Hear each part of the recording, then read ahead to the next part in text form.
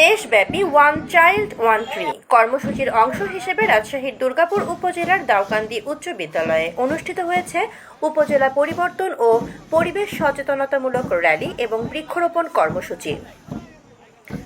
সোমবার সকালে বিদ্যালয় প্রাঙ্গণ থেকে বের হওয়ার র্যালিতে শিক্ষক, শিক্ষার্থী, অভিভাবক এবং স্থানীয় গণ্যমান্য ব্যক্তিরা অংশ নেন।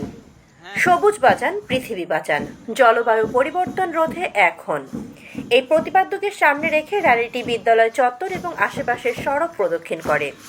পরে বিদ্যালয় প্রাঙ্গণে ফলজ, বনজ, ঔষধি গাছের চারা রোপণ করা হয়। এ সময় পরিবেশ সংরক্ষণ এবং জলবায়ু পরিবর্তনের বিরূপ প্রভাব মোকাবেলায় বৃক্ষরোপণের গুরুত্ব তুলে ধরা হয়।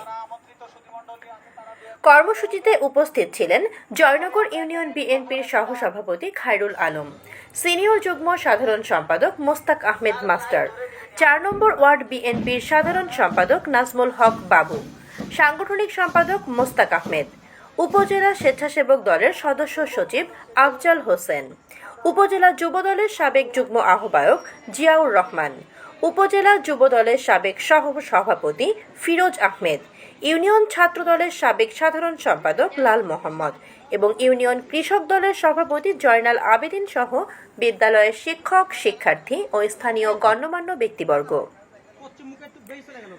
আয়োজকরা জানান, শিক্ষার্থীদের পরিবেশের প্রতি দায়িত্বশীল করে গড়ে তোলা এবং জলবায়ু পরিবর্তনের ক্ষতিকর প্রভাব সম্পর্কে সচেতনতা সৃষ্টি করতেই এই কর্মসূচির আয়োজন করা হয়েছে। আমাদের সাথে যুক্ত থাকার জন্য ধন্যবাদ।